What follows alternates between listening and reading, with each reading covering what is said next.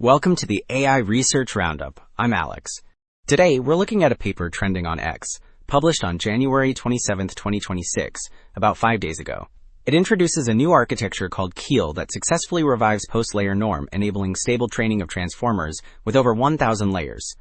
The paper is titled, Post-LayerNorm is Back, Stable, Expressive, and Deep.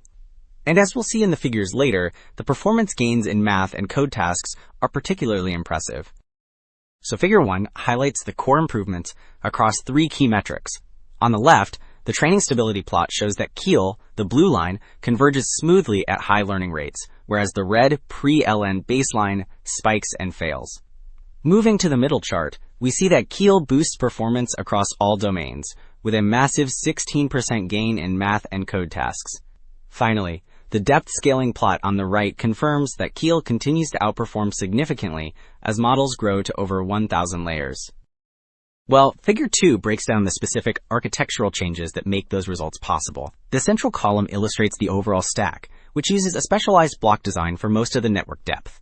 On the left, you can see this standard Keel block. It introduces an alpha scaling factor on the skip connection to create a highway structure, along with an extra normalization step inside the branch. Finally, the right panel shows the first layer, which effectively reverts to a standard pre-LN setup to guarantee stable initialization.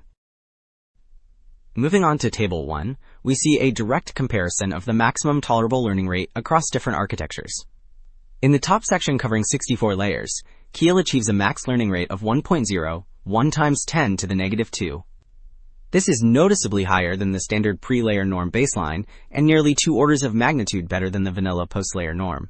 The bottom section confirms this trend holds for very deep networks of 512 layers, where Keel still maintains the highest stability threshold. Alright, with stability confirmed, Table 3 demonstrates performance scalability across increasing depths, ranging from 64 to 1,024 layers. The most significant gains appear in the reasoning and coding section. Specifically, at the maximum depth of 1,024 layers, Keel achieves a score of 58.6 on GSM 8K, outperforming the pre-LayerNorm baseline by nearly 9 points. The bottom row confirms this broader trend, showing that the average performance gap widens steadily as the network gets deeper. So, having shown that depth scales well, Table 5 tackles the classic deeper versus wider debate using a fixed 3 billion parameter budget. The top rows define the setup. We compare a deep 512-layer model against a standard wide one with only 128 layers. Looking at the math and code section, the deep Keel model clearly pulls ahead, scoring 43.8 on GSM 8K.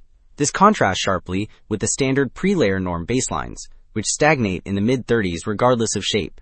Overall, the bottom row confirms that Keel achieves the highest average score of 55.5, proving that depth really pays off when stability is solved. Okay. Since the previous table established the benefit of depth, Table 6 now presents the full pre-training results after 1 trillion tokens.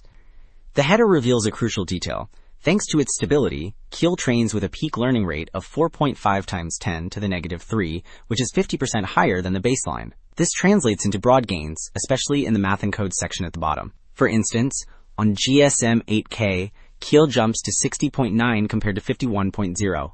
Overall, the final row confirms a superior average score of 62.5. Wrapping up, 2 takeaways stand out.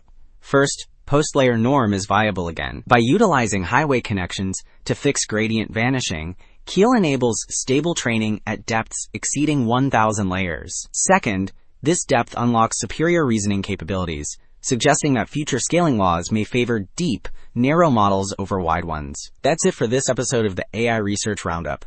I'm Alex, thanks for listening.